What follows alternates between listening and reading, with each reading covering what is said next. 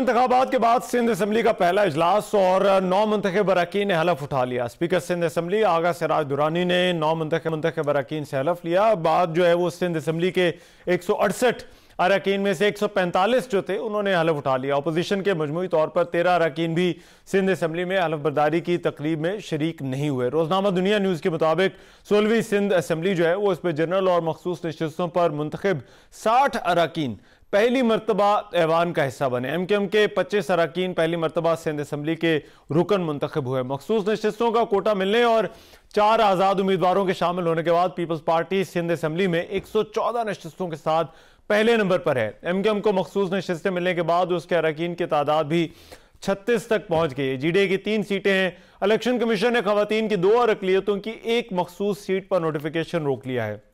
Sindh assembly में तीसरा बड़ा ग्रुप उन अरकान पर मुश्तमिल है जिन्होंने आज़ाद हैसियत में कामयाबी हासिल करके इलेक्शन कमीशन को सुन्नी इत्तेहाद कौंसिल में शमूलियत की दरख्वास्त दी है। GDA, जमात इस्लामी, तहरीक इंसाफ ने सिंध असम्बली का घेराव किया। अब सिक्योरिटी के इंतजाम आज खासे सख्त थे और असम्बली की तरफ जाने वाले तमाम रास्ते कंटेनर्स लगाकर ब्लॉक कर दिए गए थे। नामजद वज़ीर आला सिंध मुराद अली शाह का कहना है कि हम आज सूबाई असम्बली का हलफ उठाएंगे और लोग एहतजाज करते रहे। इलेक्शन में मुबैना धांधली के खिलाफ जो अपोजिशन जमातें थी उनका एहतजाज भी हुआ। GDA, जमात इस्लामी और जमीयत उलमा इस्लाम के जो कारकुनान थे उन्होंने एहतजाज किया। इस एहतजाज के दौरान खवातीन समेत मुतअद्दिद अफराद को हिरासत में भी लिया गया। पुलिस की जानिब से मुजाहिरीन पर लाठी चार्ज भी किया गया। सिंध में जो सियासी मामलात हैं वो क्या रुख इख्तियार करेंगे, एक मरतबा फिर मुराद अली शाह वज़ीर आला सिंध बनने जा रहे हैं। पीपल्स पार्टी का ये जो टेन्योर होगा ये कैसा हो सकता है, क्या तरजीहात होंगे, इस पर बात करने के लिए सीनियर सहाफ़ी और तज्ज़ियाकार अली काजी मेरे साथ इस वक्त मौजूद है। अली काजी साहब, बहुत शुक्रिया आपके वक्त का। अली काजी साहब, सबसे पहले तो बताइएगा, पीपल्स पार्टी एक मरतबा फिर हुकूमत बना रही है लेकिन वज़ीर आला फिर से फैसला हुआ है मुराद अली शाह ही होंगे। आपके ख्याल में क्यों फैसला किया गया? देखिए, मुराद अली शाह साहब के एक तो ऑब्वियस है कि वो बिलावल भुट्टो ज़रदारी साहब के करीब तस्वर किए जाते हैं और ये बिलावल साहब की बजट थे कि मुराद शाह साहब ही बने चीफ मिनिस्टर और जो दूसरे उम्मीदवार थे वो उनके हक में नहीं थे बिलावल साहब। दूसरी बात ये कि जब IK की हुकूमत भी थी फेडरल में तो सिंध में जब पीपल्स पार्टी पर कुछ बुरे दिन भी आए थे और कुछ गिरफ्तारियां और सेंटर से टकरा था तो उस वक्त मुराद अली शाह साहब ने जिस तरह से मैनेज किया था मुख्तलिफ सियासी और गैर सियासी कुव्वतों के बीच में और अपनी क़यादत के बीच में जो ब्रिज का रोल प्ले किया था वो भी उनकी उसमें क्वालिफिकेशन में आता है। तो और मुराद शाह साहब बहरहाल एक प्रेजेंटेबल कैंडिडेट थे, उन्होंने फिर उनसे कंटिन्यू करना मुनासिब समझा है। अच्छा, और पार्टी क़यादत की मर्जी है। जी, लेकिन जाहिर बात है उम्मीदवार और भी थे जिन पर तरजीह जो है वो उन्होंने मुराद अली शाह को दी है। लेकिन पीपल्स पार्टी का वोट बैंक हम देख रहे हैं मुसलसल बड़ा है और कुछ लोग इसको परफॉर्मेंस से जोड़ते हैं, कुछ लोग इसको वहाँ का जो सिस्टम है उससे जोड़ते हैं। लेकिन 2008, 2013, 2018 और फिर 2024 ऐसा लगता है कि पीपल्स पार्टी जो ऐवान में है वो मजबूत से मजबूत तर होती गई है। आपके ख्याल में इसकी क्या वजह है, क्या समझ आती है आपको?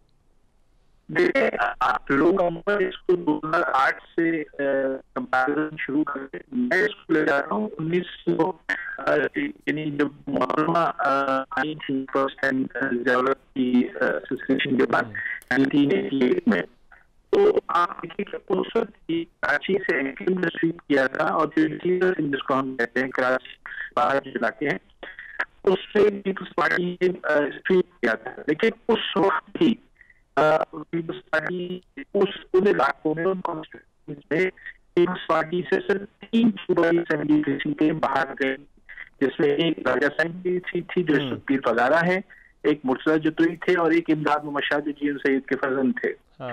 तो इस दफा भी उन इलाकों में यानी आप इसको यूं समझे कि पीपल्स पार्टी ने इस वक्त वही परफॉर्म किया है इलेक्शंस में या रिजल्ट्स कम से कम वही आए हैं जो 88 के थे, विच वॉज अनप्रेसिडेंटल। उस वक्त एक गैर मिसाली रिजल्ट आए थे, उस वक्त एक माहौल भी दूसरा था। लेकिन इस दफा भी पीपल्स पार्टी को उतनी ही नशिस्तें मिली हैं। अब उसे क्या असबाब हैं, ये एक लंबी बहस है। अच्छा, और ये जो GDA, जमीयत उलमा इस्लाम, फजलुर रहमान और जमात इस्लामी, ये तीनों जमातें एहतजाज कर रही हैं, क्या ये प्रॉब्लमेटिक हो सकता है सिंध हुकूमत के लिए? देखिए, अगर आप सिंध की पावर पॉलिटिक्स को ट्रेडिशनली देखें, राइट, जब फिर मैं 88 से ही बात करूंगा, तो उस वक्त ये तमाम फोर्सेस जिसमें GDA में इस वक्त जो मौजूद फंक्शनल लीग और दूसरी जमातें हैं, या किसी हद तक जमात इस्लामी, JUI, ये सारी फोर्सेस या इंडिविजुअल्स, ये सारे मतलब एंटी पीपल्स पार्टी तो होते थे, लेकिन इनको right side of the establishment तस्वर किया जाता था। अच्छा।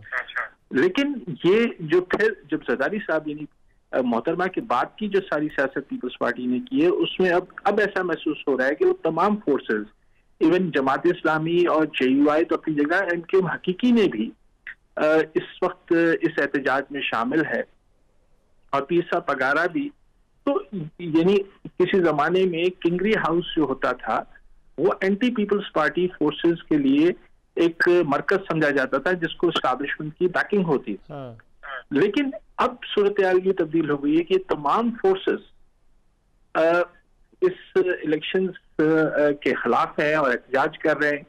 लोग इसके पीछे मुख्तलिफ कॉन्स्पिरेसी थ्योरीज भी ढूंढते हैं, लेकिन मेरा जाती ख्याल ये है कि ये ऑर्गेनिक ज्यादा है, क्योंकि इन लोगों को अब शदीद इनका सबर का पैमाना लबरेज हो गया है कि इनको मुख्तलिफ 2013 में भी उम्मीद दिलाई गई, 18 में भी और फिर 24 में भी। तो अब वो कहते हैं कि नहीं जी, इनफ इज इनफ, और वो एक ऑर्गेनिक तरीके से, या मैं बैकग्राउंड में नहीं जाना चाहता हूँ, लेकिन मुख्तसर मुझे लगता है कि ये एक रिएक्शन उनका फितरी है। अच्छा, और इसमें इस इक्वेशन के अंदर आप MKM को किस तरह से देखते हैं? MKM विफाक में हुकूमत में शामिल होगी, लेकिन सूबे के अंदर वो अपोजिशन में बैठ रही है, अपना अपोजिशन लीडर भी ला रहे हैं, फिर दोनों जमातों के दरमियान धांधली के हवाले से भी हमने एक इल्ज़ामात का तसलसल भी देखा है, कराची की जो नशिस्तें हैं उसको लेकर। तो MKM के साथ सूबे में पीपल्स पार्टी की जो रिलेशनशिप है वही तयन करेगी कि हुकूमत और अपोजिशन का ताल्लुक जो है वो क्या होगा, या फिर MKM एक मुख्तलिफ अपोजिशन होगी और जो दीगर जमातें हैं वो और तरह की अपोजिशन करेंगी? देखिए, MKM और पीपल्स पार्टी की एक दूसरे को अपोजिशन जो होगी, वो इब्तिदाई अरसे में तो मुझे एक फ्रेंडली अपोजिशन ही नजर आएगी, क्योंकि जब वफाक में साथ बैठे होंगे तो सूबे में जाहिर है वो एक पार्लिमानी रिवायात के हद तक तो अपोजिशन होगी, लेकिन हुकूमत को पैरालाइज करने की कोशिश या उनको बिल्कुल नाकाम करने की कोशिश शुरू में MKM पाकिस्तान नहीं करेगी। आगे के सिनेरियो तो 6 महीने साल के बाद का तो हो सकता है कि कुछ मंजर तब्दील हो, लेकिन सरेदस्त तो मुझे नजर नहीं आता कि MKM पाकिस्तान कोई सिंध गवर्नमेंट को बिल्कुल मफलूज करने के लिए या बिल्कुल पैरालाइज वो जरूर वोकल अपोजिशन बनेगी ताकि एक अपना पॉलिटिकल इमेज वो बरकरार रख सके और एक मॉरल ग्राउंड पे, पॉलिटिकल मॉरल ग्राउंड पे खड़ी हो सके, हाई मॉरल ग्राउंड पे। लेकिन कोई लंबा चौड़ा तंग मेरा नहीं ख्याल कि पीपल्स पार्टी गवर्नमेंट को करेगी। तो क्या ये ऐसा इसका मतलब है कि पीपल्स पार्टी के लिए अपोजिशन भी जो है वो तकसीम होगी? देखिए, अपोजिशन पीपल्स पार्टी को अगर कुछ परेशान करेगी तो वो रोडों की अपोजिशन होगी जो इस वक्त हो रही है।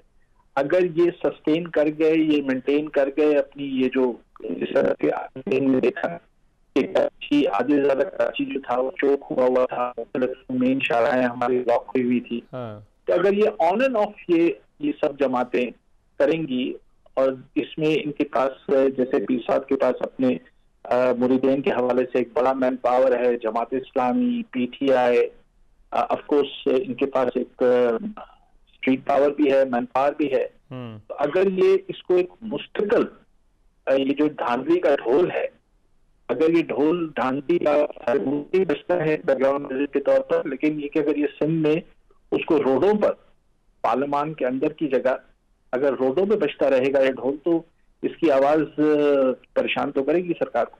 ठीक है, और जो लोकल बॉडीज की सियासत है MKM का तो उस पर बड़ा जोर है। MKM विफाक में बार बार मुतालबा यही दोहरा रही है कि वो चाहते हैं कि लोकल बॉडीज को ज़्यादा से ज़्यादा इख्तियारात मिले। पीपल्स पार्टी का अपना मेयर तो है, तो आपको लगता है कि ये आमादा होगी पीपल्स पार्टी इस बात पर कि अब सिंध के अंदर जो लोकल बॉडीज है उनको इख्तियारात दिए जाए, खासतौर पर कराची के अंदर?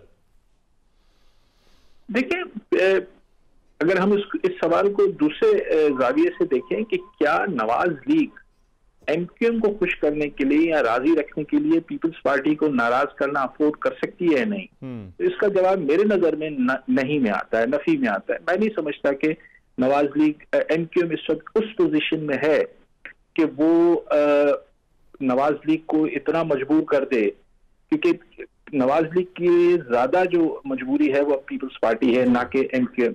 तो एमक्यूएम की डिमांड मनोवन मान लेना नवाज लीग के लिए मुमकिन नहीं होगा, पीपल्स पार्टी अगर उसकी मुखालफत करती है। और मैं समझता हूँ पीपल्स पार्टी इसी जो उन्होंने स्ट्रक्चर बनाया हुआ है लोकल बॉडीज का, उसमें लंबी चौड़ी तब्दीली के हक में नहीं होगी। राइट, अली काजी बहुत शुक्रिया। बात कर रहे थे सिंध में एक मरतबा फिर पीपल्स पार्टी हुकूमत बनाने जा रही है। प्रोग्राम में एक ब्रेक शामिल करते हैं, वापस आते हैं इस ब्रेक के बाद।